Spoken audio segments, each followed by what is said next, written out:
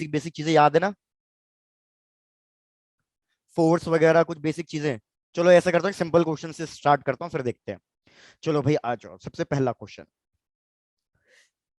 भैया सबसे पहला क्वेश्चन सिंपल क्वेश्चन, कि यहाँ पे हमारे पास एक हॉरिजॉन्टल सरफेस पे एक ब्लॉक रखा हुआ है। भाई अगर कुछ भी भूल गए हो, नहीं याद आ रहा हो, तो मेरे को बता देना, फिर मैं वो चीज रिकॉल करा दूंगा। इसका मास हमें गिवन है कि इसका मास है √3 kg। भाई ये मास हमें गिवन है √3 kg। और हमें कोफिशिएंट ऑफ फ्रिक्शन गिवन है कि ये एक रफ सरफेस है, और उसका कोफिशिएंट ऑफ फ्रिक्शन गिवन है हमें 1/2√3। यहाँ पे एक फोर्स लग रहा है at an angle of 60 degree. ये फोर्स लगाया हमने, कितने एंगल पे फोर्स लगाया? At an angle of 60 degree. भैया यहां तक डायग्राम ड्रॉ करो और क्वेश्चन लिखो। क्या क्वेश्चन लिख करना है? Find the maximum force that can be applied, find the maximum force that can be applied such that the block remains at rest, such that the block remains at rest। एक बार question पूरा repeat. भाई block है, mass m, √3 kg, coefficient of friction given है, rough surface है, coefficient of friction 1/2√3। इस पे एक फोर्स लगा रहे हैं at an angle of 60 degree. हमें बताना है कि मैक्सिमम कितना फोर्स लगा सकते हैं जिससे ये ऑब्जेक्ट रुका रहे। अगर आपने इससे ज्यादा फोर्स लगा दिया तो फिर ये ऑब्जेक्ट मूव करना शुरू कर देगा। Try to calculate. ऑप्शंस भी दे देता हूं। Option is 20 newton, 10 newton, option C 12 newton, और option D that is 15 Newton.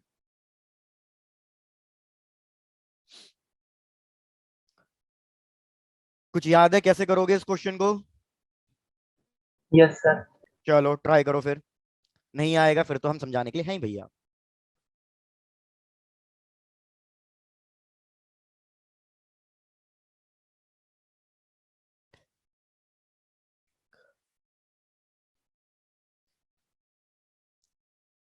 प्रकुल क्या बात है, बोर्ड एग्जाम के बाद बड़े इमोजीज ऐड हो रहे हैं तुम्हारे नाम में।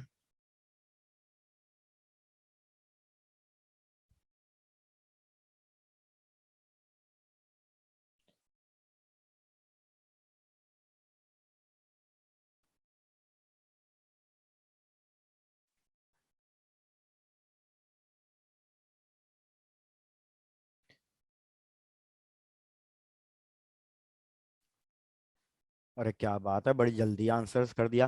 भाई सिंगल करेक्ट है, सिंगल करेक्ट अंजना, तो इसमें मल्टीपल करेक्ट आंसर्स अभी नहीं दिए है मैंने। Single correct. काव्य एक बार अपनी कैलकुलेशन फिर से चेक कर लो। Okay sir. ओके।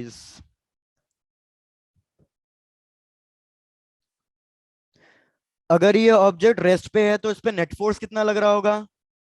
जी। जीरो। बिल्कुल। तो आपको यही करना है कि आपको फोर्सेस को स्प्लिट करना है और नेट फोर्स को जीरो करना है। आंसर आपके पास आ जाएगा। भाई मेजोरिटी बच्चों का आंसर 10 न्यूटन आ रहा है, ऐसा क्यों? देखते हैं। मुझे जो आंसर गिवन है वो 10 न्यूटन नहीं गिवन है। बाकी ठीक है, वेरीफाई करके देखते हैं।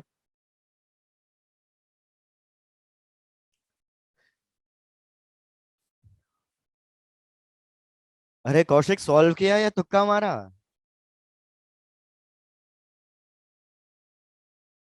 कौशिक।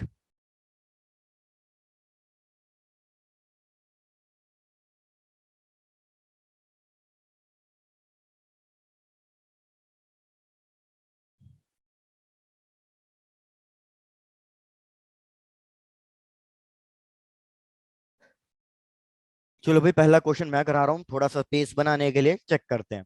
जहां तक मेरे को लग रहा है, जिन लोगों का 10 न्यूटन आंसर आया है ना, मतलब उन्होंने नॉर्मल फोर्स की वैल्यू सही नहीं लिखी है। मेरे को तो यही आइडिया लग रहा है। बाकी चलो सॉल्व करते हैं। भैया मैं पहले ड्रॉ कर रहा हूँ फ्री बॉडी डायग्राम, मतलब इस पे जो भी फोर्सेस लग रहे हैं मैं पहले वो मार्क कर रहा हूँ। तो भाई मुझे बताओ कौन कौन से फोर्सेस लग रहे होंगे। सबसे पहले नीचे लग रहा होगा हमारा वेट, दैट इज mg। ऊपर लग रहा होगा नॉर्मल फोर्स। अगर मैं फोर्स लगा रहा हूं, ये किसी एक एंगल पे लग रहा है, तो इस फोर्स को मैं दो पार्ट्स में स्प्लिट कर दूंगा। एक लगेगा हॉरिजॉन्टल कंपोनेंट, एक लगेगा वर्टिकल कंपोनेंट। आप मेरे को ये बताओ, हॉरिजॉन्टल कंपोनेंट cos थीटा या वर्टिकल कंपोनेंट cos थीटा है? हॉरिजॉन्टल। हॉरिजॉन्टल। भाई वेरी गुड। अगर आप इसको स्प्लिट करोगे तो ऑल्टरनेट एंगल्स मिल जाएगा, तो आपको इस हॉरिजॉन्टल कंपोनेंट की वैल्यू मिल जाएगी f cos 60, और वर्टिकल कंपोनेंट की वैल्यू मिल जाएगी f sin 60 डिग्री। ऊपर से अगर मेरा F cos 60 degree right hand side लग रहा है, मतलब अगर ऑब्जेक्ट मूव करने की टेंडेंसी रखता तो वो राइट हैंड साइड मूव करता, तो हमारा फ्रिक्शन फोर्स किधर लगेगा? फ्रिक्शन फोर्स हमारा लगेगा लेफ्ट हैंड साइड। भाई सारे फोर्सेस को इक्वेट कर दो। मुझे पता है कि अगर ये ऑब्जेक्ट रेस्ट पे है तो हमारा जो फ्रिक्शन फोर्स है वो किसके बराबर होना चाहिए? वो एफ कॉस 60 डिग्री के बराबर होना चाहिए। फ्रिक्शन फोर्स का फॉर्मूला होता है F equals to mu N. तो म्यू एन हो गया एफ कॉस 60 डिग्री। अब मेरे को बताओ आप लोगों ने एन की वैल्यू कितनी रखी है? मेरे को यही लग रहा है कि काफी लोगों ने एन की वैल्यू mg रखी है क्या? No sir. तो फिर आंसर गलत क्यों आ रहा है? भाई एन की वैल्यू हमें कैलकुलेट करनी पड़ेगी। तो अगर आप देखो एन ऊपर है और नीचे दो फोर्स लग रहे हैं, तो एन की वैल्यू कितनी हो जाएगी? mg, एक फोर्स नीचे लग रहा है और दूसरा कौन सा फोर्स नीचे लग रहा है? F sine 60 degree. तो ये वैल्यू सब्स्टिट्यूट करो और फिर सिंप्लीफाई करो। तो म्यू इंटू ये हो जाएगा mg plus F sine 60 degree. भाई सारे एफ के टर्म्स को एक साइड ले जाओ, कॉमन लो और फिर एफ की वैल्यू फाइंड करो। तो ये अगर आपको याद हो, ये क्वेश्चन मैंने आपको कराया भी था और मैंने बोला था अगर इसका आंसर याद हो सके तो भैया याद रख लेना। इसका आंसर आता है, वैसे मुझे पता है याद तो नहीं रख पाओगे यार, कितनी चीजें याद रखोगे, सॉल्व भी करना एग्जाम में। म्यू एम जी, इसको इधर ले जाऊंगा कॉमन लूंगा तो ये आ जाएगा cos 60 degree minus mu sign 60 degree. चलो, सारी वैल्यूज आपको क्वेश्चन में गिवन थी, सारी वैल्यू सब्स्टिट्यूट करो और मेरे को आंसर बताओ। हेमंत आपका आंसर बिल्कुल सही है दोस्त।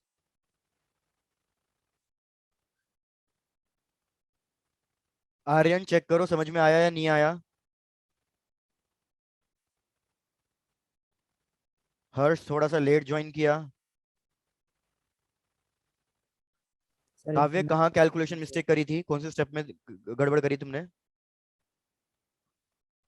अक्षिता बिल्कुल सही, सॉरी अक्षिका।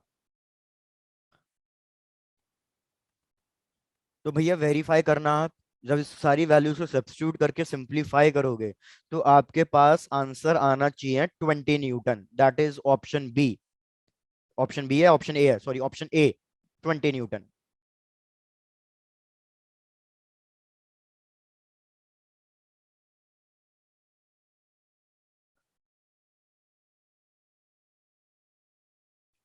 भैया अच्छे से चेक करें।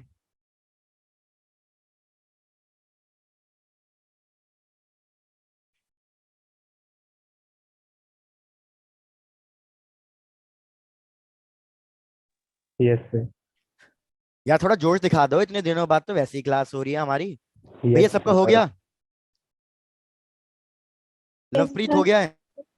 Yes sir. ओके डन, चलो तो आगे बढ़ते हैं। भैया next question. Next question integer type question है। क्वेश्चन क्या है पहले वो देख लो। भाई हमें एक इंक्लाइंड प्लेन गिवन है और इंक्लाइंड प्लेन का हमें एंगल गिवन है। इंक्लाइंड प्लेन का एंगल है 45 डिग्री। इस पे मैंने एक ब्लॉक रखा हुआ है, उसका मास m, और हमें कोफिशिएंट ऑफ फ्रिक्शन बोला हुआ है कि कोफिशिएंट ऑफ फ्रिक्शन है न्यू। ध्यान दो भैया क्वेश्चन में क्या बोला हुआ है।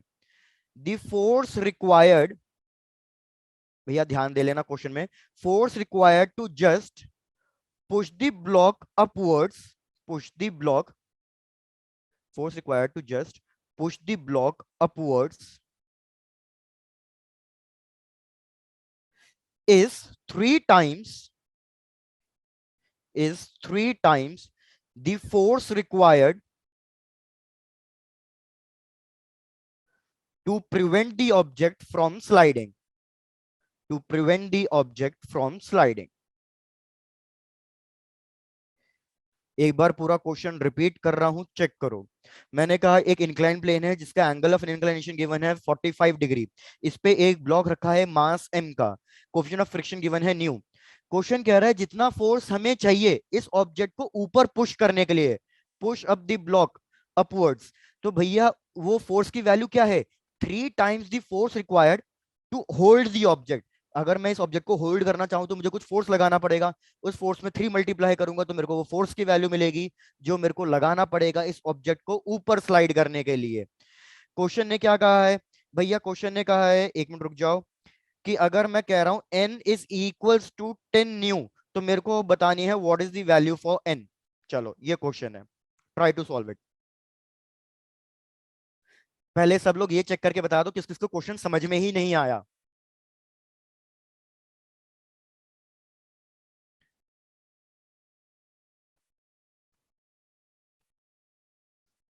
कौन ऐसा है जिसको भैया क्वेश्चन बिल्कुल समझ में ही नहीं आया?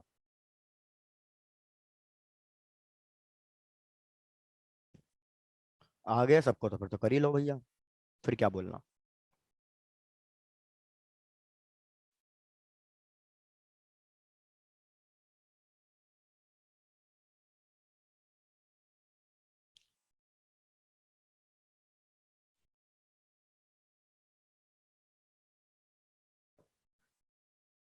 तमन्ना तुम्हें क्वेश्चन क्लियर है? Yes, sir. ठीक है, डन।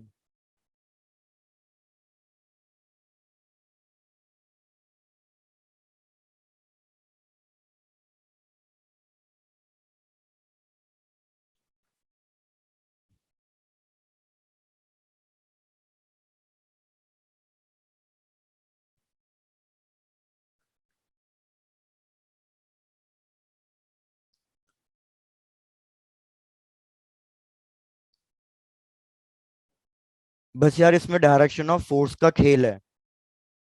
अरे प्रकुल क्या बात है, आंसर बिल्कुल सही है, वेरी गुड यार।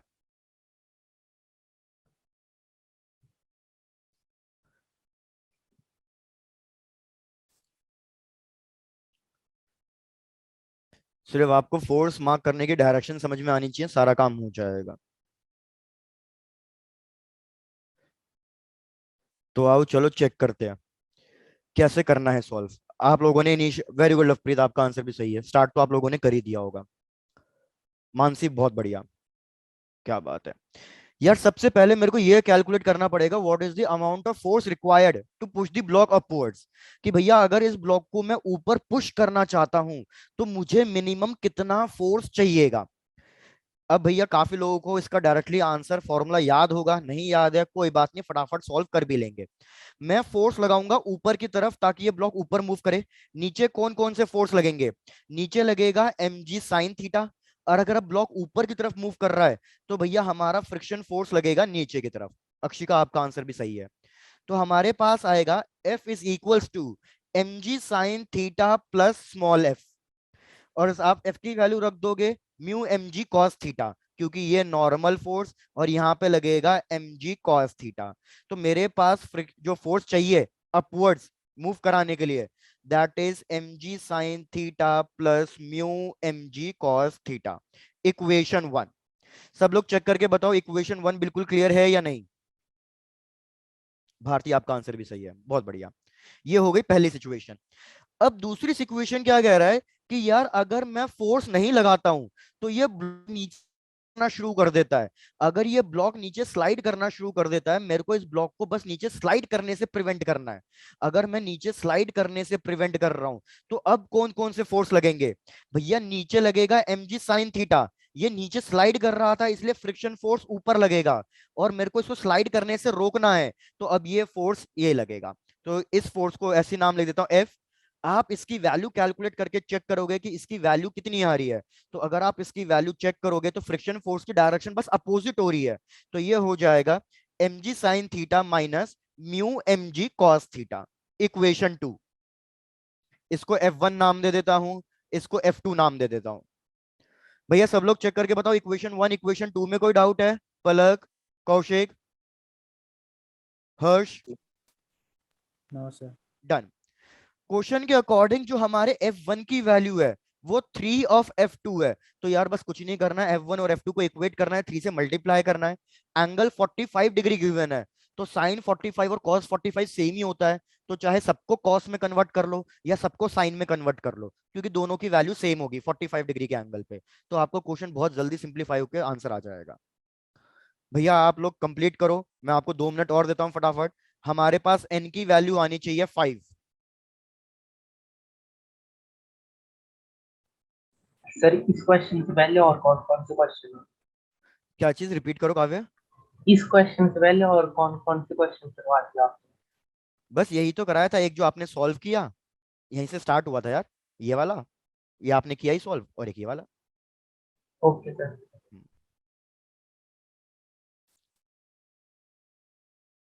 रीचेक करके बताओ क्लियर है या नहीं। Yes sir. चलो बढ़िया।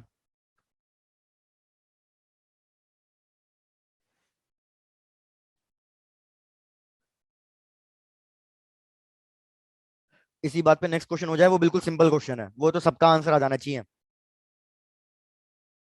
Yes sir. चलो डन, बढ़िया। तो भैया आ जाते हैं नेक्स्ट क्वेश्चन पे, वो बिल्कुल सिंपल क्वेश्चन है, वो सब अपने आप सॉल्व करेंगे, इसमें हेल्प अभी नहीं दूंगा मैं। क्वेश्चन क्या है कि यार ये हमारे पास एक पेंडुलम है, और इस पेंडुलम को मैं एक हॉरिजॉन्टल सर्कल में घुमा रहा हूं। मतलब क्वेश्चन की भावनाएं समझो कि ये एक पेंडुलम है, और इस पेंडुलम को बेसिकली कोनिकल पेंडुलम भी कह सकते हैं। कोनिकल पेंडुलम का मतलब क्या हो गया कि भैया इस पेंडुलम की हेल्प से मैं एक हॉरिजॉन्टल सर्कल कवर कर रहा हूं, इस तरीके से एक हॉरिजॉन्टल सर्कल कवर कर रहा हूं। एक मिनट रुको, मेरी स्क्रीन हैंग हो गई, यस लाइक दिस। हमें क्या क्या इंफॉर्मेशन गिवन है, हमें यार इस mass mass of the bob given है, दैट इज 0.5 kg। हमें गिवन है कि इस स्ट्रिंग के अंदर मैक्सिमम कितना टेंशन फोर्स लग सकता है। तो भैया हमें गिवन है कि इस स्ट्रिंग के अंदर मैक्सिमम टेंशन फोर्स 324 न्यूटन लग सकता है। अगर आपने स्ट्रिंग में टेंशन फोर्स 324 न्यूटन से ज्यादा लगाया, तो उस केस में हमारी स्ट्रिंग ब्रेक कर जाएगी। हमें length of the string given है, दैट इज 0.5 मीटर्स। आपको क्या बताना है कि भैया इस कोनिकल पेंडुलम को हम मैक्सिमम कितनी एंगुलर वेलोसिटी से घुमा सकते हैं। आई रिपीट, हमें बताना है कि तुम मैक्सिमम इस पेंडुलम को कितनी एंगुलर वेलोसिटी से घुमा सकते हो। अगर उससे ज्यादा एंगुलर वेलोसिटी से घुमाया, टेंशन फोर्स इंक्रीज हो जाएगा और स्प्रिंग ब्रेक हो जाएगी। ये क्वेश्चन है। ऑप्शंस भी दे देता हूं। ऑप्शंस गिवन है 9, second 18, third 27 and last that is 36। Angular velocity की वैल्यू फाइंड कर रहा हूं, तो सबके लिए यूनिट आपको पता ही होगा, रेडियंस पर सेकंड, रेडियंस पर सेकंड। सबसे पहले तो बस यही चेक करके बता दिया करो क्वेश्चन समझ में आया या नहीं आया, या कुछ रिपीट करना है इसमें।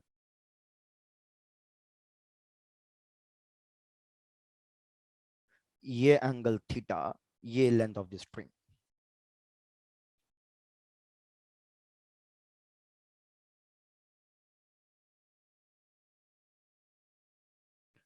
अरे अभी मैंने कुछ बोला, मैंने बोला इतना चेक करके बता दो क्वेश्चन क्लियर है या नहीं। Clear sir. Yes sir. Okay done.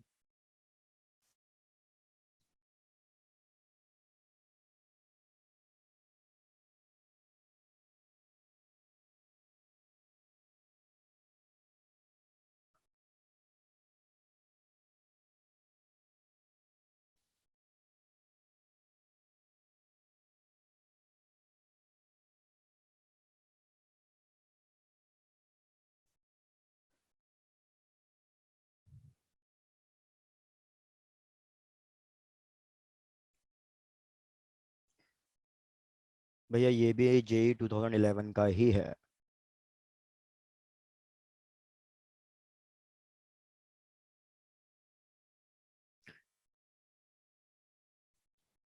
लेकिन ये वाला क्वेश्चन सिंपल है।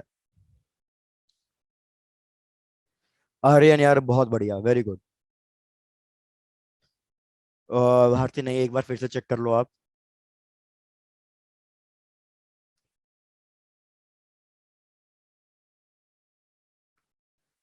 यार मैंने आपको दो तीन चीजें बता रखी है कि उस टाइप के क्वेश्चन को कैसे सॉल्व करना है। आपको दिख रहा है कोई भी चीज रिवॉल्व कर रही है, अगर कोई भी चीज घूम रही है, रिवॉल्व कर रही है, तो कौन सा फोर्स चाहिए हमें रिवॉल्व कराने के लिए? Centripetal force. Centripetal force. Prakul आपका आंसर भी सही है। तो मुझे इतना तो हिंट मिल ही गया कि भैया मेरा लेना देना कुछ ना कुछ सेंट्रीपिटल फोर्स से है। अब मैं आपको यह भी बता चुका हूं कि सेंट्रीपिटल फोर्स कभी भी सेल्फ एक्टिंग फोर्स नहीं है। मतलब ये सेंट्रीपिटल फोर्स किसी और फोर्स से प्रोवाइड होता है। तो इधर वो कौन सा फोर्स होगा जो सेंट्रीपिटल फोर्स प्रोवाइड कर रहा होगा? हर्ष और लवप्रीत आपका आंसर भी सही है। इधर कौन सा फोर्स होगा जो सेंट्रीपिटल फोर्स प्रोवाइड कर रहा होगा, जो सेंटर की तरफ लग रहा होगा? तो हमें पता है यार, यहाँ पे मार्क करूंगा अगर मैं टेंशन फोर्स, तो बस अल्टीमेटली मेरे को क्या करना है, टेंशन फोर्स को दो पार्ट्स में स्प्लिट करना है। तो मुझे पता है ये एंगल थीटा होगा, ऑल्टरनेट एंगल्स। तो ये हो गया टी कॉस थीटा, और ये हो गया टी साइन थीटा। तो सेंटर की तरफ कौन सा फोर्स लग रहा है? T sine. बस तो काम खत्म। हम लिखेंगे centripetal force is equals to T sine theta. अब सॉल्व कर दो, सिंपल सिंपल। सेंट्रीपिटल फोर्स का फॉर्मूला होता है mv² / r, लेकिन क्वेश्चन ने v नहीं पूछा, क्वेश्चन ने ओमेगा पूछा है। तो सेंट्रीपिटल फोर्स का फॉर्मूला लिखो ओमेगा के टर्म्स में। तो भैया फॉर्मूला हो जाता है हमारे पास m⍵²r is equal to t sin theta. चलो सब्स्टिट्यूट करते करो, सारी वैल्यूज करो और किसी तरीके से मेरे को ओमेगा की वैल्यू बताओ। ईशा वेरी गुड, अक्षिका बिल्कुल सही है, मानसी सही है, बिल्कुल बहुत बढ़िया। भैया सब लोग चेक करेंगे, आंसर आना चाहिए डी, दैट इज 36 रेडियंस पर सेकेंड।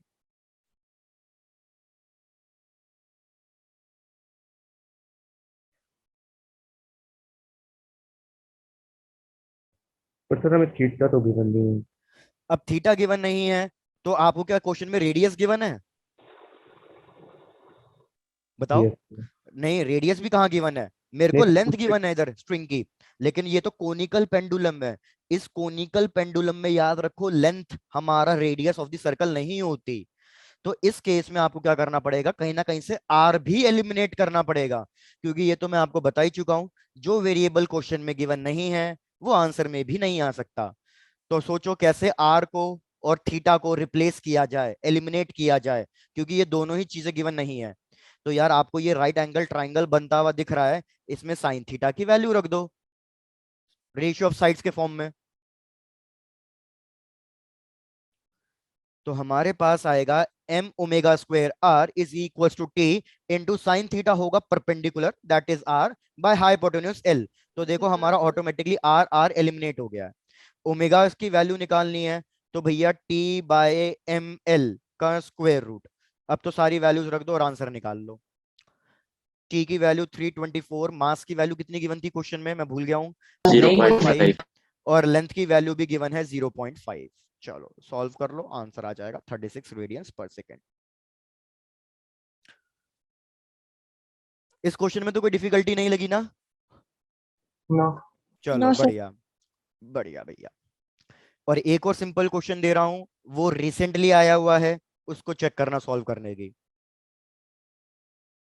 रिसेंटली तो नहीं, मतलब 2016 का आया हुआ है, वो भी क्वेश्चन बहुत सिंपल सा क्वेश्चन है, तो अब वो देता हूँ। भैया सबका कंप्लीट हो गया, बढ़ चलूं आगे? यस। ठीक है। धृति बहुत लेट ज्वाइन किया है। Yes sir. ओके चलो भैया, क्वेश्चन है कि हमें दो इंक्लाइन प्लेन्स गिवन है, इन दोनों इंक्लाइन प्लेन पे हम सेम ब्लॉक रख रहे हैं। भैया इस तरीके से हमें दो इंक्लाइन प्लेन गिवन है और इस पे हमने सेम ब्लॉक रखा हुआ है, फ्रिक्शनलेस सरफेस है, फ्रिक्शन नहीं है। इसका एंगल हमें गिवन है 60 डिग्री और इसका एंगल हमें गिवन है 30 डिग्री। क्वेश्चन ने क्या कैलकुलेट करने के लिए बोला है? क्वेश्चन ने कैलकुलेट करने के लिए बोला है रिलेटिव वर्टिकल एक्सीलरेशन। बहुत सिंपल क्वेश्चन है भैया, हमें कैलकुलेट करने के लिए बोला है relative vertical acceleration in both the cases. सबसे पहले मैं आपसे एक चीज पूछूंगा, क्वेश्चन बिल्कुल हलवा बन जाएगा। आपको पता है कि अगर इंक्लाइन प्लेन पे मैं किसी भी ऑब्जेक्ट को रख रहा हूं और वो फ्रिक्शनलेस सरफेस है, तो ये ऑब्जेक्ट नीचे स्लाइड करेगा किसी एक एक्सीलरेशन के साथ। इस ऑब्जेक्ट की एक्सीलरेशन कितनी होगी?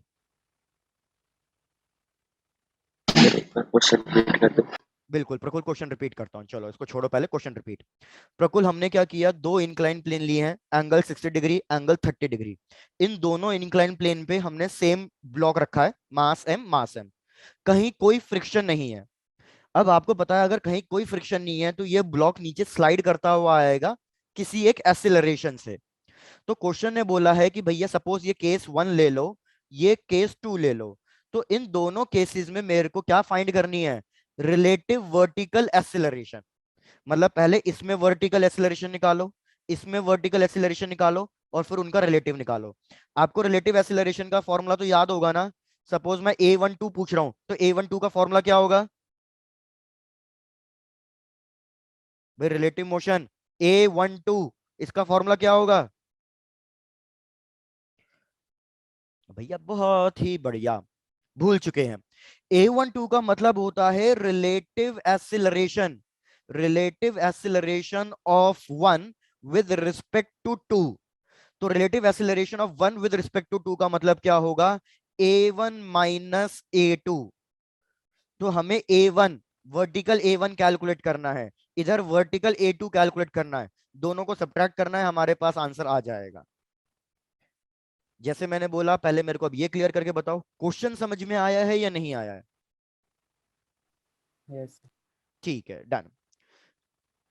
अब मैंने आपसे क्या पूछा था कि अगर कभी भी इंक्लाइन प्लेन लेता हूं तो हमारा ऑब्जेक्ट नीचे स्लाइड करता हुआ आता है फ्रिक्शनलेस सरफेस पे। तो ये नीचे जो स्लाइड करता हुआ आ रहा है, इसकी एक्सीलरेशन कितनी होती है? जी कॉस थीटा। जी साइन थीटा। कोमल कॉन्फिडेंस से बोला करो, बिल्कुल सही, चाहे गलती क्यों ना हो। भैया जी साइन थीटा होता है। कैसे होता है प्रूफ करके दिखाता हूं। भाई बच्चे भूल चुके हैं काफी कुछ, क्योंकि बोर्ड एग्जाम आ गए हैं तो रेगुलर प्रैक्टिस तो वैसे भी नहीं हुई। यार अगर ये मैं इंक्लाइन प्लेन ले रहा हूँ, ये एंगल सपोज थीटा ले रहा हूँ, और इस पे मैंने कोई ब्लॉक रख दिया, तो आपको पता है इस साइड कौन सा फोर्स लग रहा होगा?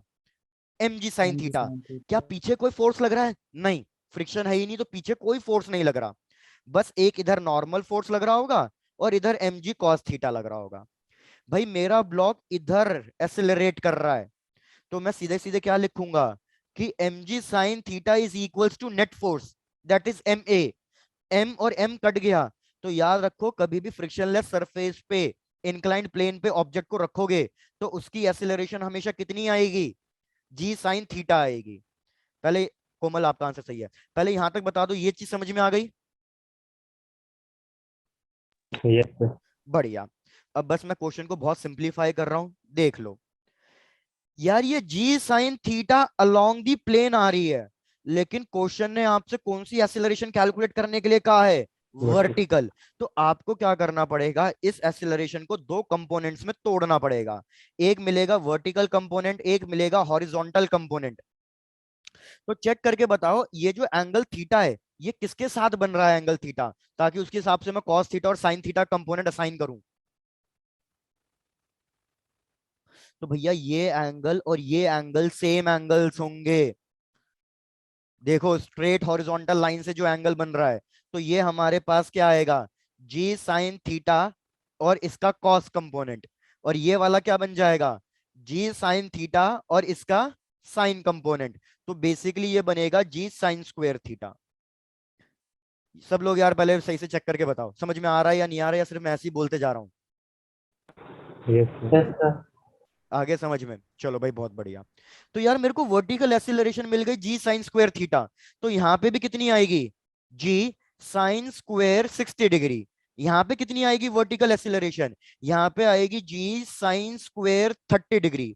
ये दोनों एक्सीलरेशन सेम डायरेक्शन में आ रही हैं, तो भैया हम इन दोनों को सब्ट्रैक्ट करेंगे तो हमारे पास आंसर क्या आएगा? जी कॉमन लोगे आप, तो यहाँ पे आ जाएगा sine square 60 degree minus sine square 30 degree.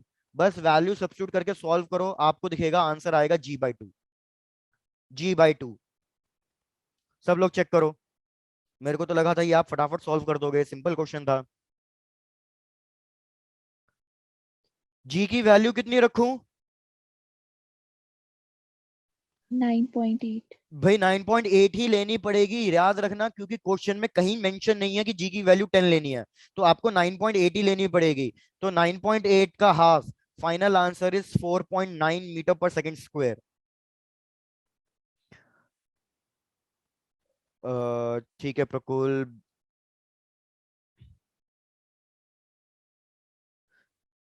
प्रकुल एक बार अपने स्टेप समझा सकते हो, आपने क्या किया ये?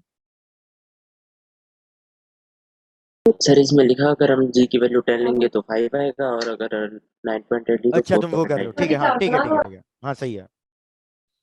मेरे को लगा तुमने दो स्टेप अलग अलग लिखे हैं, नहीं सही है बिल्कुल फिर तो।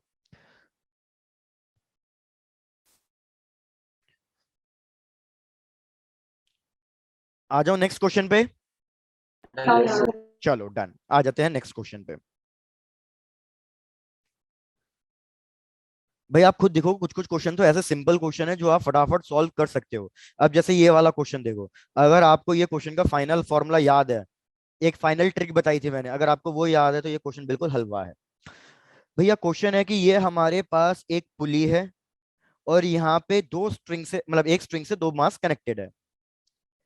इस साइड ले लो सपोज मास m2 और इस साइड ले लो मास m1।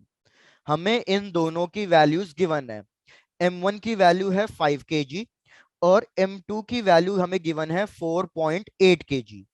हमें क्या फाइंड करके बताना है? हमें acceleration of the blocks find करके बताना है। बिल्कुल simple question. Find the acceleration of the blocks.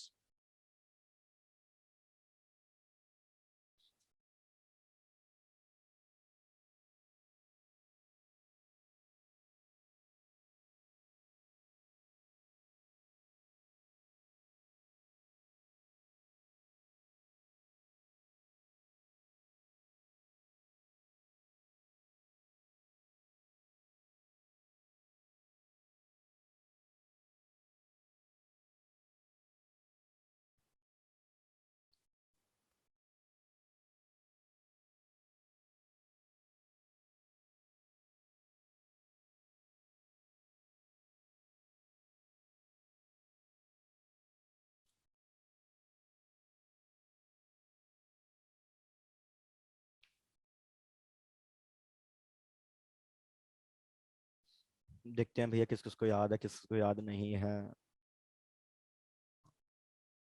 Formula तो मुझे साफ दिख रहा है किसी को याद नहीं है, क्योंकि अगर फॉर्मूला याद होता तो अब तक आंसर आ भी चुका होता।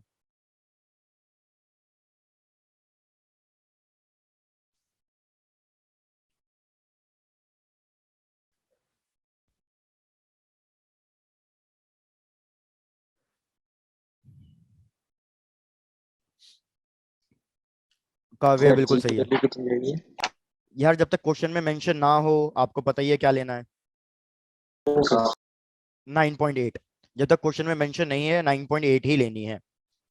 आर्यन बिल्कुल सही। लवप्रीत गुड। भाई कुछ ही बच्चे रिस्पॉन्ड कर रहे हैं, बाकी बच्चों के आंसर्स नहीं आ रहे हैं। साक्षी, सार्थक, स्नेहा, तमन्ना, Tushar, Anshita, Anjana.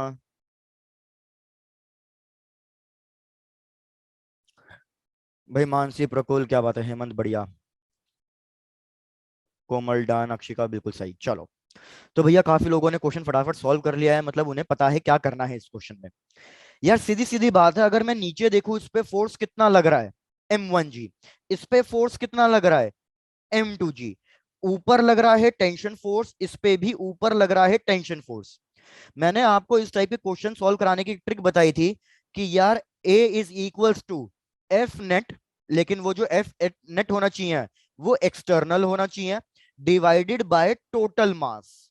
Divided by total mass. तो आपको पता है टेंशन फोर्स इंटरनल फोर्स है, तो इस वाली इक्वेशन में टेंशन फोर्स तो आ ही नहीं सकता। तो मतलब मेरे को लिखना है एफ नेट। एफ नेट, अब कौन से फोर्सेस बचे, M1G बचा और M2G बचा। अब मेरे को बताओ M1G और M2G का नेचर सेम है या अपोजिट नेचर है? तो वेरी गुड, हमें साफ दिख रहा है दोनों का नेचर अपोजिट है। कैसे अपोजिट है? M1G चाहता है M1 नीचे आए और M2 ऊपर जाए, लेकिन M2G उल्टा चाहता है। M2G चाहता है M2 नीचे आए और M1 ऊपर जाए। तो दोनों का नेचर एग्जैक्टली अपोजिट है। तो आपको क्या करना है, दोनों फोर्सेस को सब्ट्रैक्ट करना है। अगर दोनों का सेम नेचर होता तो उस केस में हम उन दोनों को ऐड करते। Divided by total mass, that is M1 plus M2। बस ये फॉर्मूला था जो काम का था। सारी वैल्यू सब्स्टिट्यूट कर दो। G कॉमन ले लिया, ऊपर बचेगा M1 माइनस M2, मतलब 5 माइनस 4.8, वो हो गया 0.2, divided by M1 plus M2 जो कि हो गया 9.8। G और 9.8 कट गया, फाइनल आंसर आ गया 0.2 मीटर पर सेकंड स्क्वायर। किस्सा खत्म भैया।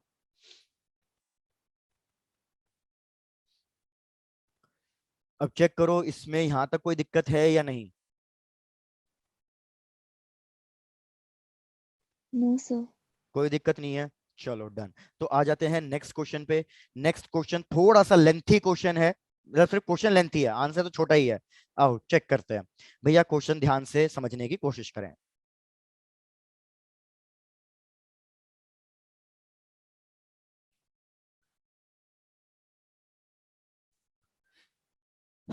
भैया ये एंगल गिवन है थीटा, और हमने इसके ऊपर दो ब्लॉक्स रखे हुए हैं, M1 एंड M2। दोनों ब्लॉक्स बिल्कुल कांटेक्ट में है। ये ब्लॉक M1 और दूसरा block M2।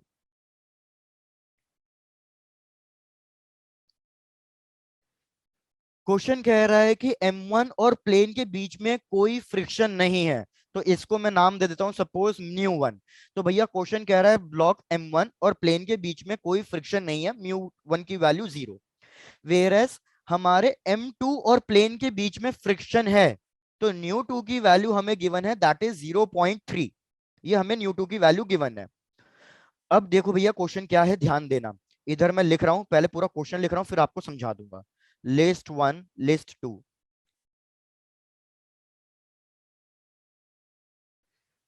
First, theta is equals to 15 degree. Second, theta is equals to 5 degree. Third, theta is equals to 10 degree. और fourth, theta is equals to 20 degree. इधर values given है m2g cos theta, m2g sin theta, mu, m1 plus m2, m1 plus m2g cos theta, और एक final है m1 plus m2g sin theta. चलो भाई question सुनो, question क्या है। और यहाँ पे एक मिनट, सॉरी, बस एक लास्ट चीज और, वैल्यूज भी हमें गिवन है। tan 5.5 degree is equals to 0.1, tan 11.5 degree is equals to 0.2, और हमें गिवन है फिर tan 16.5 डिग्री दैट इज 0.3। यार क्वेश्चन एक तरीके से मैच दी फॉलोइंग टाइप का क्वेश्चन है, समझो क्वेश्चन को क्या करना है।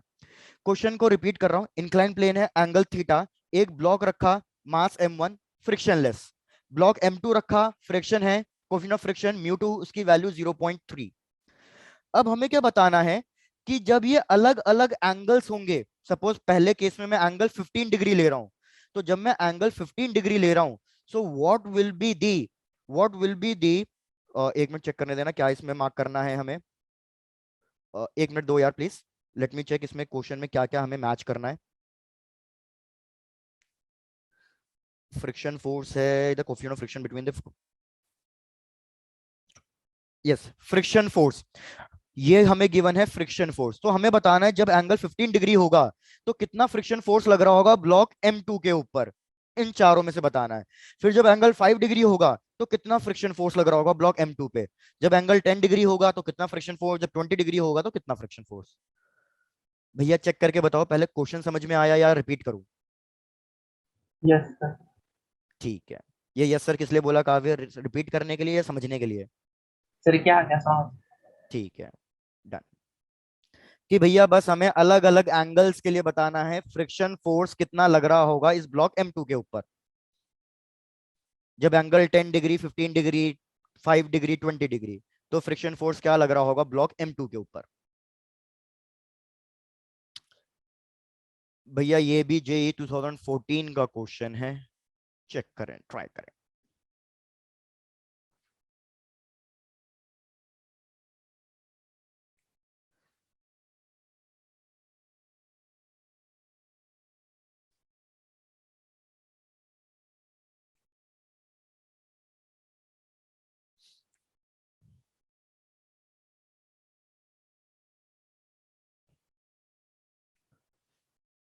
बाकी यार एक बार बताओ, तुम कैसे रिवाइज करना चाहते हो, तुम्हारे पास अब पूरा टाइम रिवीजन रिवीजन के लिए ही है।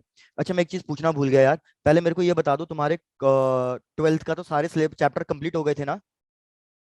सर रे ऑप्टिक्स का रह गया। रे ऑप्टिक्स, अच्छा हाँ रे ऑप्टिक्स रह गया था, मैं पढ़ा रहा था रे ऑप्टिक्स लास्ट में, वो रह गया था। Yes sir. ठीक है, तो पहले रे ऑप्टिक्स कंप्लीट करेंगे फिर, डन। सर अब तो जेई भी पोस्टपोन हो गया है।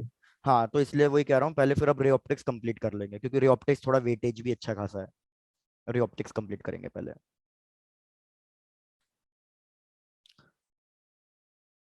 क्योंकि यार मैं स्ट्रैटेजी बता देता हूँ, जो स्ट्रैटेजी हम फॉलो करने की सोच रहे हैं वो यही है कि अब आपके जो जो इंपॉर्टेंट चैप्टर्स अभी भी पेंडिंग रह गए हैं, सारे चैप्टर्स की बात नहीं हो रही है, इंपॉर्टेंट और वेटेज वाले चैप्टर्स की बात हो रही है, जो पेंडिंग रह गए हैं अब पहले वो कंप्लीट कराया जाएगा, और उसके बाद फिर से proper previous year questions and test ही होंगे।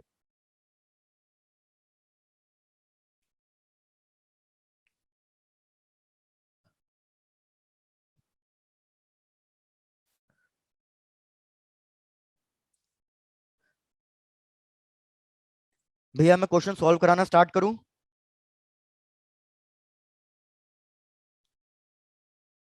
यार कोई नहीं बोल रहा है, क्वेश्चन स्टार्ट कराना, सॉल्व करूं, सॉरी सॉल्व करना स्टार्ट करूं? ठीक है भैया, बैठो आराम से, ऐसे कैसे चलेगा? सर करवा दो। करवा दें, ठीक है, डन। यार सबसे पहली चीज आपको इसमें क्या ध्यान देना है, M1 पे कोई फ्रिक्शन नहीं लग रहा तो वो तो हमेशा स्लाइड करेगा, M2 पे फ्रिक्शन लग रहा है तो वो भैया धीरे धीरे स्लाइड करेगा। तो याद रखना हमेशा M1 और M2, M1 और M2 तो हमेशा कांटेक्ट में ही रहेंगे। ऐसी सिचुएशन नहीं बनने वाली कि M1 और M2 का कांटेक्ट टूटेगा, ऐसा नहीं होने वाला। पहले ये चीज चेक करो, ये चीज क्लियर है? M1 and M2 will always remain in contact. Done. Yes, sir. तो Yes. अब हम क्या करेंगे, सबसे पहला काम हमारा ये होगा कि यार मुझे ये फाइंड करना चाहिए कि कौन से एंगल पे ये मेरे ऑब्जेक्ट दोनों के दोनों स्लाइड करना शुरू कर रहे हैं, क्योंकि तभी मैं पता कर सकता हूं कि भैया कौन से एंगल के बाद मेरा काइनेटिक फ्रिक्शन लगेगा, कौन से एंगल पे लिमिटिंग फ्रिक्शन लगेगा, और कौन से एंगल से पहले स्टैटिक फ्रिक्शन लगेगा। तो सबसे पहला टारगेट हमारा क्या है, वो एंगल फाइंड करना जिसपे हमारे ऑब्जेक्ट जस्ट स्लाइड करना शुरू कर रहे हैं। तो देखो मैं फ्री बॉडी डायग्राम ड्रॉ कर रहा हूं, आप चेक करके बताना आपको क्लियर हो रहा है या नहीं हो रहा है।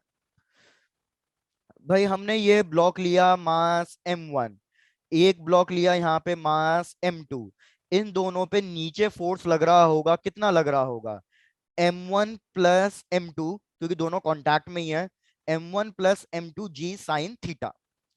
नॉर्मल फोर्स इस पे लग रहा होगा N, इस पे लग रहा होगा M2G cos थीटा, जहां पे ये एंगल थीटा है, और पीछे लग रहा होगा फ्रिक्शन फोर्स, क्योंकि ऑब्जेक्ट जस्ट स्लाइड करना चाह रहा है।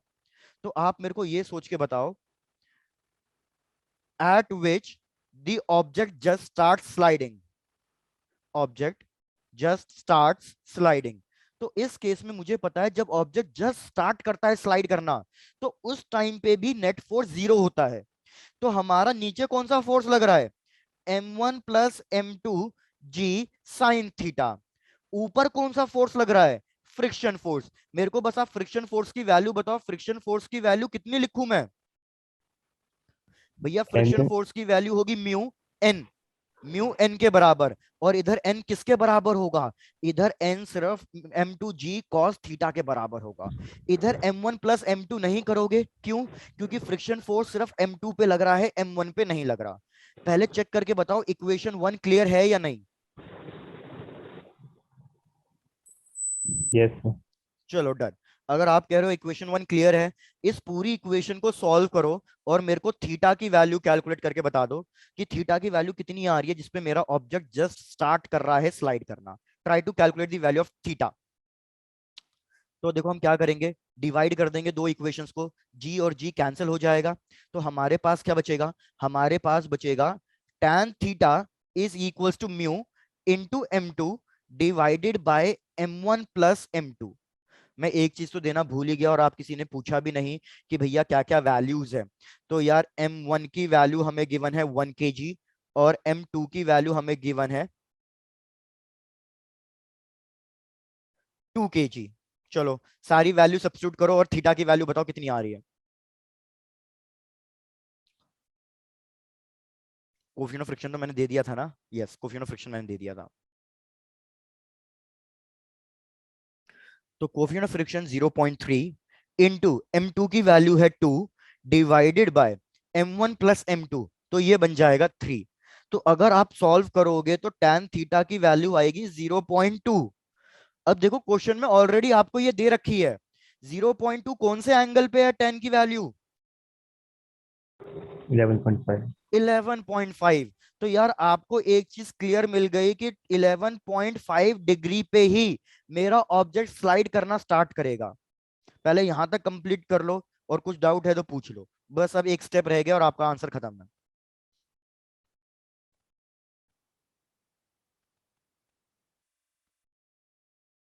Yes sir. डन। चलो तो यार मुझे क्या दिखा, यहाँ पे सारी इंफॉर्मेशन लिख देता हूं कि एट 11.5 डिग्री मेरा ऑब्जेक्ट जस्ट स्टार्ट कर रहा है स्लाइड करना, और जस्ट स्टार्ट कर रहा है स्लाइड करना तो इस पे लिमिटिंग फ्रिक्शन लगेगा। लिमिटिंग फ्रिक्शन का फॉर्मूला होता है म्यू एन, तो ये होगा mu M2G cos theta.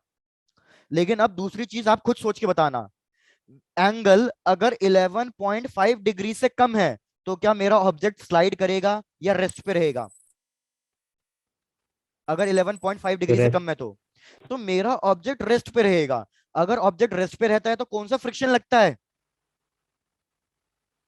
static। Static. और स्टैटिक फ्रिक्शन का फॉर्मूला क्या होता है? स्टैटिक फ्रिक्शन का फॉर्मूला होता है कि स्टैटिक फ्रिक्शन हमेशा किसके बराबर होता है? अप्लाइड फोर्स के बराबर। तो नीचे कौन सा फोर्स लग रहा था?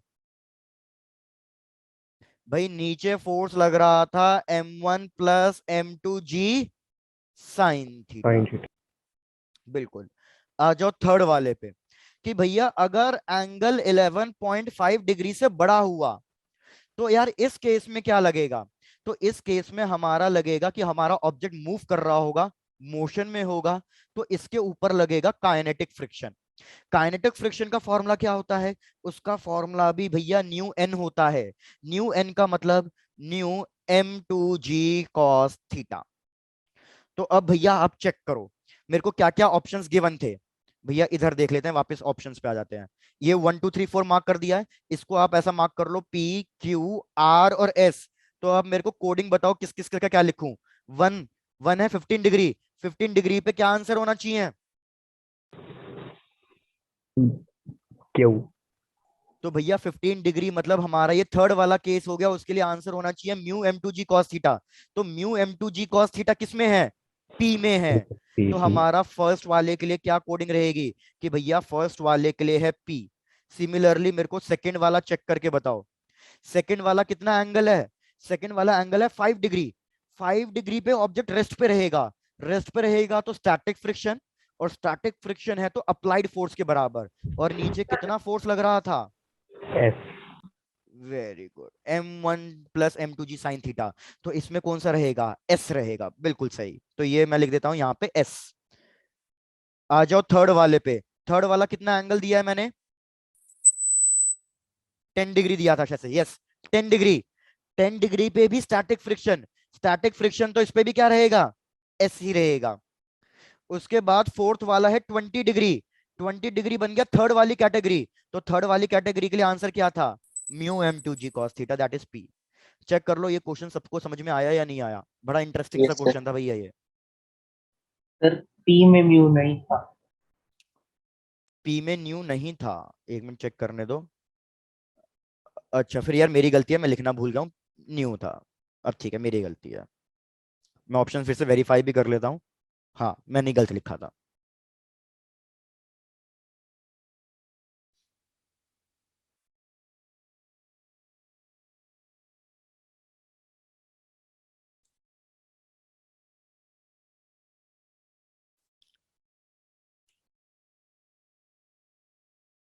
कोई ऐसा जिसका अभी भी ये पेंडिंग में रह गया हो तो भैया बता दो।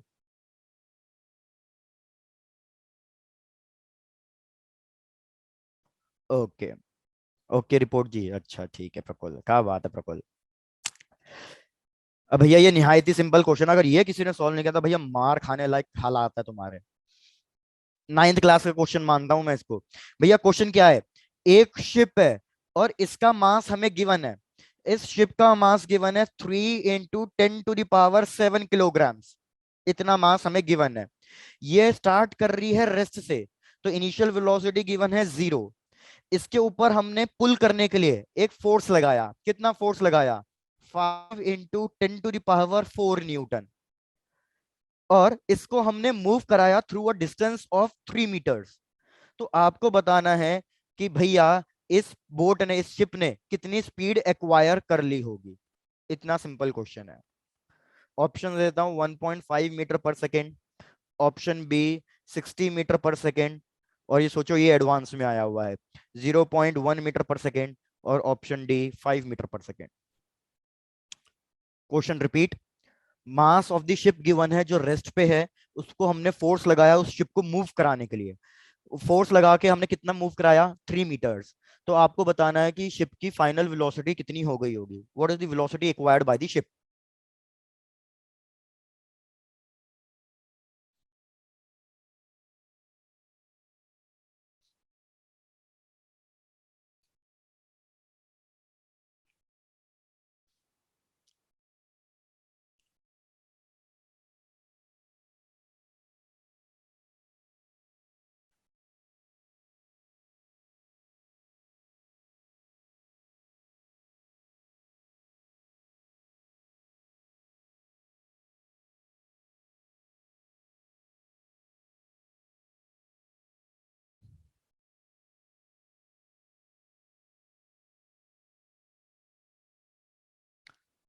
ठीक है,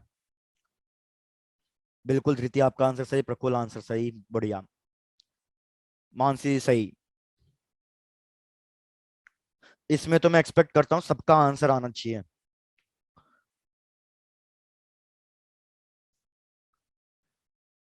भाई डन, बहुत बढ़िया। तो यार आपको पता है इस क्वेश्चन में क्या करना है। सबसे पहले आप F equals to M A करके इक्वेट करके एक्सेलरेशन कैलकुलेट करोगे, that is force divided by mass. Force given है, मास गिवन है, आपके पास एक्सेलरेशन निकल के आ जाएगी।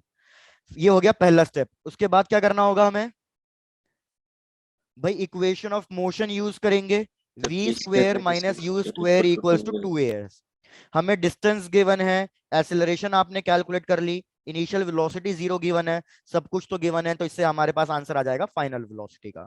तो भाई काफी बच्चों ने आंसर दे ही दिया, वेरी गुड। अब की बार वेलोसिटी आएगी, फाइनल वेलोसिटी 0.1 मीटर पर सेकेंड, दैट इज ऑप्शन सी।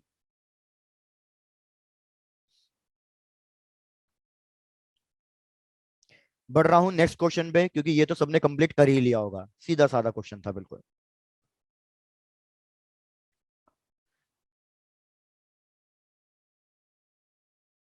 ठीक है प्रकुल, डन। भैया आ जाओ नेक्स्ट क्वेश्चन पे, ये तो बहुत रिपीटिव क्वेश्चन है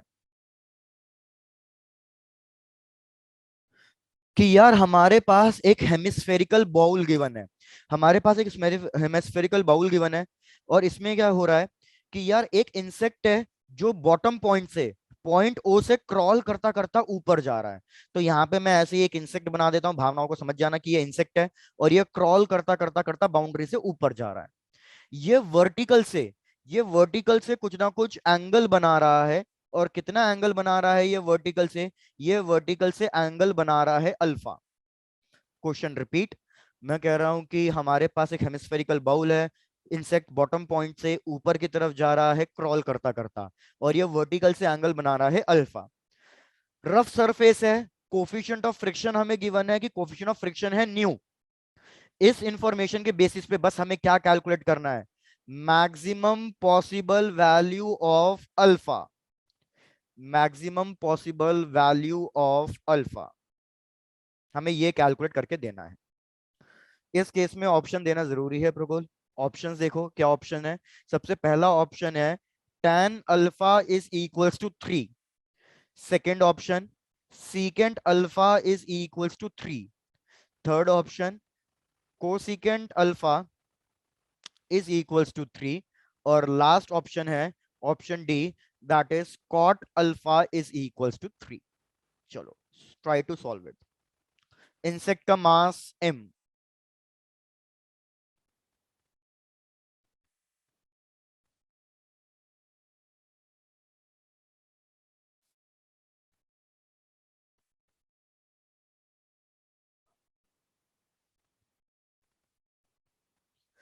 आप लोग ट्राई करो and give me a minute please. आप लोग ट्राई करो इतने।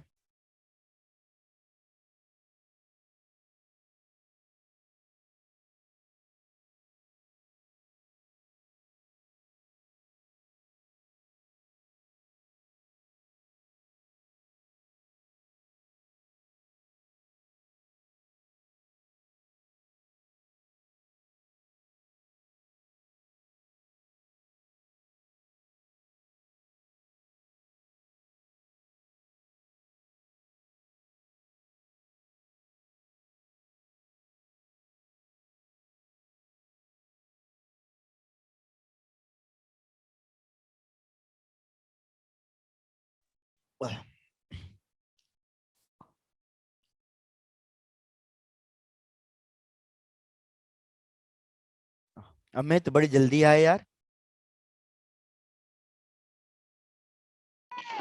सॉरी सर, लेट हो गया। Good evening sir. Good evening यार, गुड इवनिंग। क्या हाल चाल है अमित? सर ठीक है जी। बढ़िया। और भूल गए, सीधे 7 बजे याद आया कि तुम्हें ओहो 10 मिनट की क्लास बाकी है, तो चलो अटेंड करते हैं। सर नहीं जी सर, गया था कहीं ना। ठीक है बिल्कुल, बढ़िया अमित चौहान साहब, बढ़िया।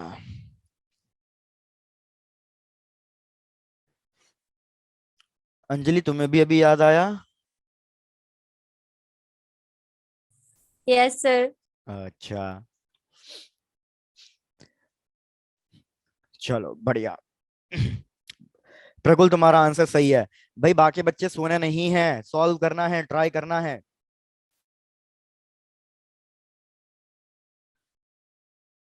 भैया कौशिक तुम्हारा आंसर सही, मानसी तुम्हारा आंसर सही है, बढ़िया। भारती फिर से चेक करना है। यार सिंपल सादा क्वेश्चन है कि यार अगर ये मेरा हेमिस्फेरिकल सरफेस है, ये मेरा हेमिस्फेरिकल, अक्षिका बिल्कुल ठीक है, और यहाँ पे इंसेक्ट है, तो मेरे को बस फोर्सेस मार्क करने हैं और कुछ नहीं करना। तो अगर मैं फोर्सेस मार्क करूंगा तो नीचे कौन सा फोर्स लगेगा? नीचे लगेगा mg, और यहाँ पे ऊपर इस लाइन के अलोंग लगेगा नॉर्मल फोर्स।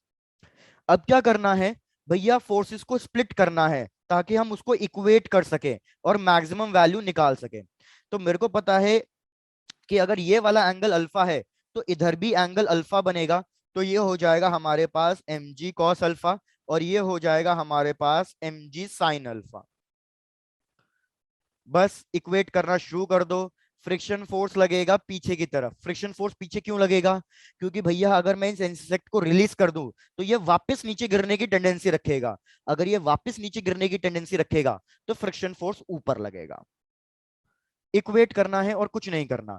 तो हम लिखेंगे mg sin alpha is friction force, और फ्रिक्शन फोर्स का फॉर्मूला होता है न्यू एन। तो mg sin alpha is equal to mu, और n की वैल्यू mg cos अल्फा। भैया mg कट गया, तो हमारे पास आया tan alpha is equals to, भैया माय मिस्टेक, और आप लोगों ने आंसर दे भी दिया विदाउट एनी वो, म्यू की वैल्यू गिवन थी 1/3, tan अल्फा हो गया हमारे पास mu which is equals to 1/3। तो ये ऑप्शन मैच नहीं कर रहा, ये ऑप्शन भी मैच नहीं कर रहा। इसका रेसिप्रोकल करूंगा तो cot अल्फा की वैल्यू 3 आएगी। अब मेरे को ये बता दो नालायको, तुमने आंसर दिया कैसे जब तक मैंने न्यू की वैल्यू दी नहीं थी? तो अर्पणा धृति सही है बिल्कुल। छापो इसे, यहां तक कंप्लीट करो।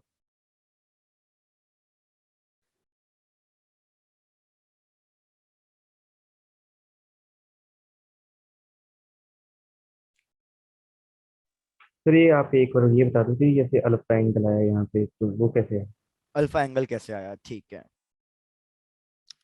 यार, हमें क्वेश्चन में क्या गिवन था कि ये हेमिस्फेरिकल है और इससे जो ये वर्टिकल लाइन बन रही है ये एंगल अल्फा है। तो जब मैंने mg ड्रॉ किया तो mg भी तो बिल्कुल वर्टिकल पे लगता है, और जो mg cos अल्फा मतलब जो mg को स्प्लिट किया वो इसी लाइन के अलोंग किया।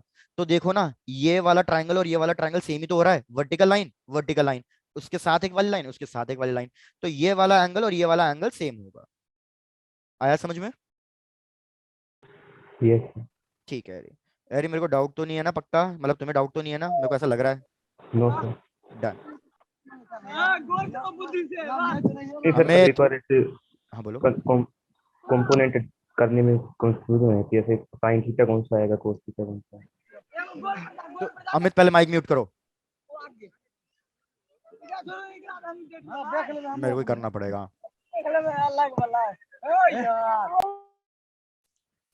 चलो, तुम्हें ये डाउट है तो यार अरे मैंने तुम्हें ये ट्रिक भी बताई थी कि आप हमेशा क्या कर लिया करो, 8 क्वाड्रेंट्स ड्रॉ कर लिया करो जहां पे भी आपको एंगल गिवन हो। अगर आपने ऐसे 8 क्वाड्रेंट ड्रॉ कर लिए है तो हर एक ऑल्टरनेट एंगल कैसा होता है? हमारा हर एक ऑल्टरनेट एंगल सेम होता है। तो एरी इस तरीके से भी आप चेक कर सकते थे। जैसे आपको यहाँ पे ये एंगल अल्फा गिवन है ना, तो आप क्या कर लिया करो, यहीं पे आप अपने 8 क्वाड्रेंट्स ड्रॉ कर लेते, तो आपको दिख जाएगा कि वर्टिकल लाइन से जो भी ये इंक्लाइन लाइन जा रही होगी उसके साथ हमेशा एंगल अल्फा बनेगा। इस तरीके से चेक कर सकते हो। एरी का ये ट्रिक भी क्लियर है? Yes sir. Done.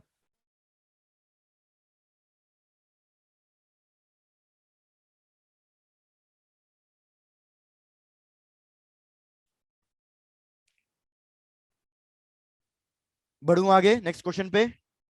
Yes sir. चलो डन, लास्ट क्वेश्चन ही है भैया, सीधा साधा क्वेश्चन। ये मेंस का क्वेश्चन है कि यार हमें क्या गिवन है, एक स्ट्रिंग है जो इस सपोर्ट से कनेक्टेड है, यहाँ पे एक पुली है, और यहां से स्ट्रिंग ऐसे लटक के इस पे मास आ रहा है। इस मास की वैल्यू हमें गिवन है कैपिटल एम, और इस पुली की वैल्यू हमें गिवन है स्मॉल एम। ये पुली कनेक्टेड है इस तरीके से किसी एक सपोर्ट से। भैया डायग्राम चेक करो, डायग्राम क्लियर है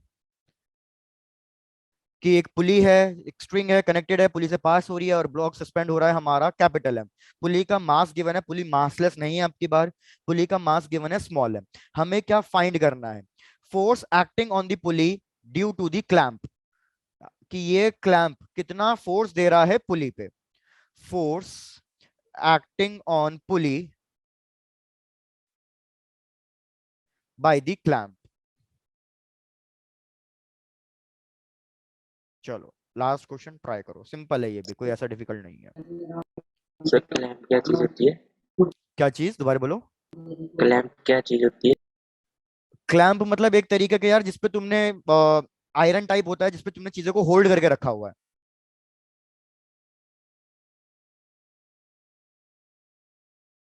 जैसे फॉर एग्जांपल अगर मैं ऐसे इसको पकड़ के रखूं पेन को और इसके ऊपर कोई चीज लटका दूं तो ये पेन मेरा एक क्लैंप की तरह एक्ट करेगा, रिजिड सपोर्ट की तरह। अब पुली हवा में तो नहीं लटकी रहेगी, तो उस चक्कर में यस। करा है।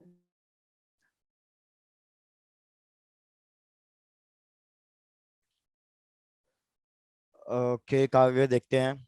मेरे को आंसर सही तो नहीं लग रहा, बाकी ठीक है, वेरीफाई करके देखते हैं।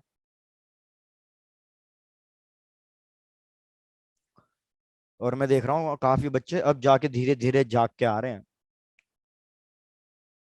स्ट्रेंथ 27 से अब जाके 33 हुई है। सर पहले अंधेरा जल्दी हो जाता था ना 6 बजे, हाँ तो जल्दी से आए थे, लेकिन अब 7 बजे होता है तो 7 बजे ही आते सारे। कोई नहीं, आ जाओगे धीरे धीरे फिर से फॉर्म में।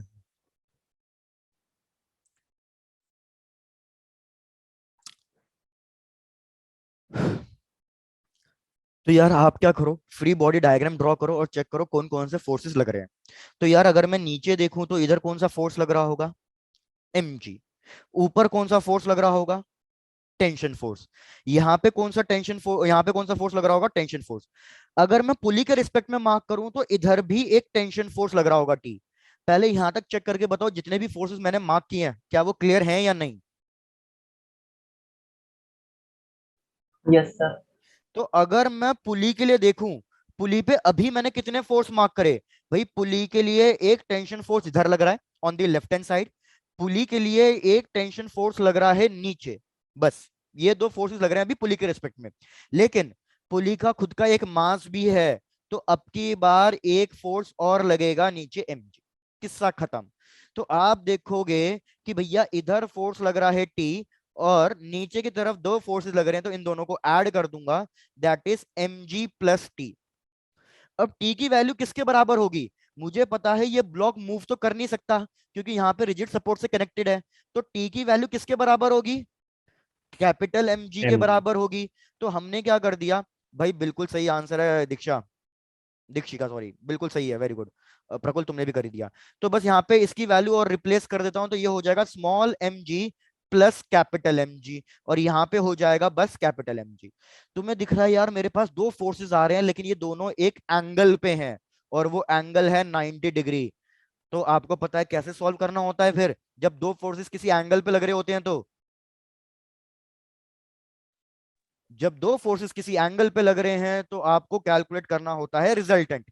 इसको मान लो ए वेक्टर, इसको मान लो बी वेक्टर, तो अब आप रिजल्टेंट निकालोगे इन दोनों का। रिजल्टेंट होगा A square plus B square, square root के अंदर। 2ab cos थीटा वाला टर्म कट जाएगा क्योंकि एंगल है 90 डिग्री और cos 90 होता है 0। तो बस आपको ए की वैल्यू सब्स्टिट्यूट करनी है, that is small mg plus capital mg, और बी की वैल्यू सब्स्टिट्यूट करनी है, दैट इज कैपिटल mg। जो भी आंसर आए आंसर कैलकुलेट करके लिख डालो।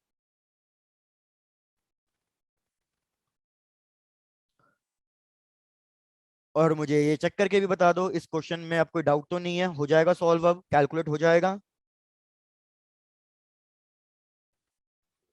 सर आंसर क्या है इसका? यार आंसर नहीं पता आप, लेकिन कैलकुलेट कर लोगे mg और small mg plus capital mg का बस वैल्यू सब्स्टिट्यूट करके स्क्वायर रूट तो करना है।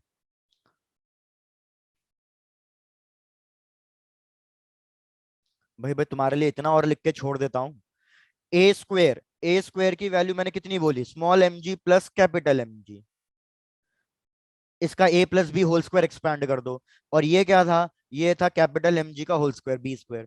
अब इसको सिंप्लीफाई करना आपका काम है, वैसे ऑप्शन में यहीं तक ही गिवन था, तो इससे ज्यादा हमें सिंप्लीफाई करना भी नहीं है, ऑप्शन में यहीं तक गिवन था।